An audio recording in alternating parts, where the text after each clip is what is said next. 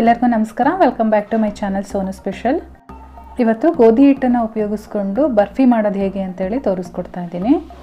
ಮಾಡೋದು ತುಂಬಾ ಈಸಿ, ಹಾಗೆ ತುಂಬ ಟೇಸ್ಟಿ. ಬನ್ನಿ ಹೇಗೆ ಮಾಡೋದು ನೋಡ್ಕೊಳ್ಳೋಣ. ಮೊದಲನೇದಾಗಿ ಒಂದು ಪ್ಯಾನ್ ನಾನು ಒಲೆ ಮೇಲೆ ಇಟ್ಕೊಂಡಿದ್ದೀನಿ. ಇದಕ್ಕೆ ಅರ್ಧ ಕಪ್ಪು ತುಪ್ಪನ ಹಾಕೊಳ್ತಾ ಇದ್ದೀನಿ.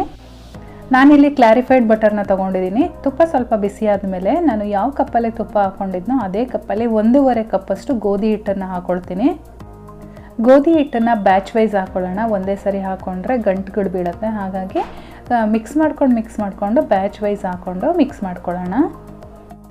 ತುಂಬಾ ಚೆನ್ನಾಗಿರುತ್ತೆ. ನೀವು ಯಾರಿಗಾದ್ರೂ ಮಾಡಿಕೊಟ್ರೆ ಇದು ಗೋಧಿ ಹಿಟ್ಟಿಂದು ಅಂತ ಐಡೆಂಟಿಫೈಯೇ ಮಾಡಲ್ಲ, ಅಷ್ಟು ಟೇಸ್ಟಿಯಾಗಿರುತ್ತೆ.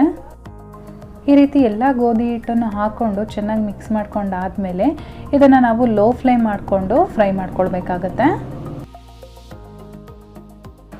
ಈ ರೀತಿ ಎಲ್ಲ ಮಿಕ್ಸ್ ಆದಮೇಲೆ ನೀವು ನೋಡ್ತಾ ಇರ್ಬೋದು ಎಷ್ಟು ಒಂಥರ ಉದ್ರಾಗಿದೆ. ಇವಾಗ ನಾವು ಹಾಕಿರೋ ತುಪ್ಪ ಎಲ್ಲ ಬಿಟ್ಕೊಳ್ಬೇಕು, ಅಲ್ಲಿವರೆಗೂ ನಾವು ಫ್ರೈ ಮಾಡಬೇಕಾಗತ್ತೆ. ಇದನ್ನು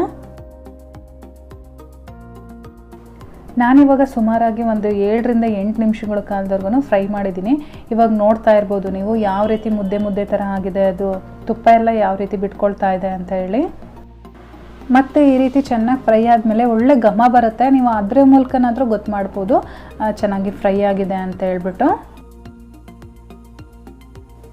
ಫ್ರೆಂಡ್ಸ್, ಇವಾಗ ಕಂಪ್ಲೀಟಾಗಿ ಫ್ರೈ ಆಗಿದೆ ಇದನ್ನು ನಾನು ಒಂದು ಸಪ್ರೇಟಾಗಿ ಒಂದು ಪ್ಲೇಟ್ ಮೇಲೆ ಟ್ರಾನ್ಸ್ಫರ್ ಮಾಡಿಕೊಂಡು ಇಟ್ಕೊಂಡಿರ್ತೀನಿ.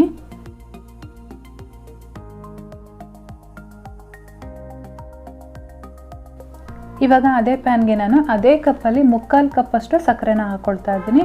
ನೀವು ಸ್ವೀಟ್ನ ಅಡ್ಜಸ್ಟ್ ಮಾಡಿಕೊಂಡು ಹಾಕ್ಕೊಳ್ಬೋದು, ಬೇಕು ಅಂದರೆ 1 ಕಪ್ ಕೂಡ ಆ್ಯಡ್ ಮಾಡ್ಕೊಳ್ಬೋದು. ಸ್ವೀಟ್ ತುಂಬ ಇಷ್ಟಪಡ್ತೀರಾ ಅನ್ನೋದಾದರೆ.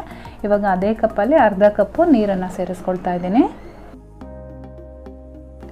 ಸಕ್ಕರೆ ಎಲ್ಲ ಚೆನ್ನಾಗಿ ಕರಗಿ ನಮಗೆ ಇದರಲ್ಲಿ ಒಂದೆಳೆ ಪಾಕ ಬರಬೇಕು. ಅಲ್ಲಿವರೆಗೂ ನಾವು ಈ ರೀತಿ ಸ್ಟಿರ್ ಮಾಡ್ಕೊಳ್ತಾ ಇರಬೇಕು. ಒಂದು 2 ನಿಮಿಷ ಆದಮೇಲೆ ನೀವು ಈ ರೀತಿ ಚೆಕ್ ಮಾಡ್ಕೊಳ್ಳಿ ಪಾಕ ಬಂದಿದೆಯಾ ಅಂತೇಳಿ. ನೋಡಿ, ನಾವು ಈ ರೀತಿ ಮಾಡಿದ್ರೆ ಒಂದು ಎಳೆ ಬರಬೇಕು. ಇವಾಗ ರೆಡಿಯಾಗಿದೆ ಪಾಕ ಅಂತೇಳಿ. ಈ ರೀತಿ ಪಾಕ ರೆಡಿ ಆದಮೇಲೆ ನಾವು ಮುಂಚೆನೇ ಫ್ರೈ ಮಾಡಿ ಇಟ್ಕೊಂಡಿದ್ವಲ್ಲ ಗೋಧಿ ಹಿಟ್ಟು, ಅದನ್ನು ಇದರೊಳಗಡೆ ಸೇರಿಸ್ಕೊಳ್ಳೋಣ. ಇವಾಗ ಇದನ್ನೆಲ್ಲ ಚೆನ್ನಾಗಿ ಮಿಕ್ಸ್ ಮಾಡ್ಕೊಳ್ಬೇಕು. ಗಂಟು ಬೀಳದೆ ಇರೋ ರೀತಿ ಸ್ವಲ್ಪ ಫಾಸ್ಟಾಗಿ ನಾವು ಮಿಕ್ಸ್ ಮಾಡ್ಕೊಳ್ಬೇಕಾಗತ್ತೆ. ಈ ರೀತಿ ಮಿಕ್ಸ್ ಮಾಡ್ತಾ ಒಂದು 2 ನಿಮಿಷದೊಳಗಡೆ ನಿಮಗೆ ಬರ್ಫಿ ಕನ್ಸಿಸ್ಟೆನ್ಸಿ ರೆಡಿ ಆಗಿಬಿಡುತ್ತೆ. ಗೊತ್ತೇ ಆಗೋದಿಲ್ಲ, ಅಷ್ಟು ಬೇಗ ರೆಡಿ ಆಗುತ್ತೆ. ಇದು ನಮಗೆ ಕಂಪ್ಲೀಟಾಗಿ ತವಾ ಬಿಟ್ಟು ಬರಬೇಕು. ಅಲ್ಲಿವರೆಗೂ ನಾವು ಈ ರೀತಿ ಸ್ಟಿರ್ ಮಾಡ್ಕೊಳ್ಬೇಕಾಗತ್ತೆ. ನಾನು ಎಲ್ಲೂ ಕೂಡ ವಿಡಿಯೋನ ಪಾಸ್ ಮಾಡಿಲ್ಲ. ನೀವು ನೋಡ್ತಾ ಇರ್ಬೋದು ಎಷ್ಟು ಬೇಗನೆ ಅದು ತಳ ಬಿಟ್ಟು ಬರ್ತಾ ಇದೆ ಅಂತ ಹೇಳಿ. ಇವಾಗ ಕಂಪ್ಲೀಟಾಗಿ ರೆಡಿಯಾಗಿದೆ. ನೋಡ್ತಾ ಇರ್ಬೋದು ನೀವು, ತಳಕ್ಕೆ ಎಲ್ಲೂ ಕೂಡ ಅಂಟ್ತಾ ಇಲ್ಲ. ಕೆಳಗಡೆ ತೆಗೆದಿಟ್ಟು ಸ್ಟವ್ನ ಸ್ವಿಚ್ ಆಫ್ ಮಾಡ್ಕೊಳ್ಳೋಣ. ನಾನಿಲ್ಲೊಂದು ಬರ್ಫಿ ಟ್ರೇ ತೊಗೊಂಡಿದ್ದೀನಿ. ಇದಕ್ಕೆ ತುಪ್ಪನ ಸವರಿಟ್ಕೊಂಡಿದ್ದೆ. ಇವಾಗ ನಾವು ರೆಡಿ ಮಾಡಿ ಇಟ್ಕೊಂಡಿರ್ತಕ್ಕಂಥ ಗೋಧಿ ಹಿಟ್ಟಿನ ಮಿಶ್ರಣನ ಇದರೊಳಗಡೆ ಹಾಕ್ಕೊಂಡು ಈಕ್ವಲ್ಲಾಗಿ ನಾವು ಸ್ಪ್ರೆಡ್ ಮಾಡ್ಕೊಳ್ಳೋಣ. ನೋಡಿ, ನಾನು ಈ ರೀತಿಯಾಗಿ ಸ್ಪ್ರೆಡ್ ಮಾಡ್ಕೊಂಡಿದ್ದೀನಿ. ಇದನ್ನು ಸೆಟ್ ಆಗ್ಲಿಕ್ಕೆ ಬಿಡೋಣ. ಒಂದು 10 ನಿಮಿಷಗಳ ಕಾಲ ಇಟ್ಟರೆ ಸಾಕು. ಒಂದು 10 ನಿಮಿಷ ಆದಮೇಲೆ ಗಟ್ಟಿಯಾಗಿರುತ್ತೆ. ಇವಾಗ ನಾವು ಅದನ್ನು ಮಾರ್ಕ್ ಮಾಡಿ ಇಟ್ಕೊಂಡ್ರೆ ತಣ್ಣಗಾದ್ಮೇಲೆ ಕಟ್ ಮಾಡ್ಕೊಳ್ಬೋದು.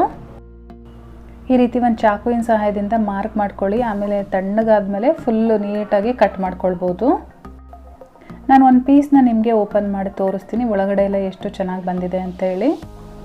ಒಳಗಡೆ ಟೆಕ್ಸ್ಚರ್ ಅಂತೂ ತುಂಬಾ ಸಾಫ್ಟಾಗಿ ಬಂದಿದೆ. ತುಂಬಾ ಟೇಸ್ಟಿ ಆಗಿತ್ತು ಫ್ರೆಂಡ್ಸ್. ರೆಸಿಪಿ ನಿಮಗೆಲ್ಲ ಇಷ್ಟ ಆಗಿದೆ ಅಂತ ತಿಳ್ಕೊತೀನಿ. ಇಷ್ಟ ಆಗಿರೋ ದಯವಿಟ್ಟು ಒಂದು ಲೈಕ್ ಮಾಡಿ, ಹಾಗೆ ನಿಮ್ಮ ಫ್ಯಾಮಿಲಿ ಮತ್ತು ಫ್ರೆಂಡ್ಸ್ ಜೊತೆ ಶೇರ್ ಮಾಡಿ. ಜೊತೆಗೆ ಚಾನಲ್ನ ಇನ್ನೂ ಸಬ್ಸ್ಕ್ರೈಬ್ ಮಾಡ್ಕೊಳ್ದೆ ನೋಡ್ತಾ ಇದ್ದೀರಾ ಅಂದರೆ ಈ ಕೂಡಲೇ ಸಬ್ಸ್ಕ್ರೈಬ್ ಮಾಡ್ಕೊಳ್ಳಿ. ನಾನು ಮತ್ತೆ ಸಿಗ್ತೀನಿ ನಿಮಗೆ ಇನ್ನೊಂದು ಈಸಿ ರೆಸಿಪಿಯೊಂದಿಗೆ. ಅಲ್ಲಿವರೆಗೂ bye bye, take care, thank you for watching.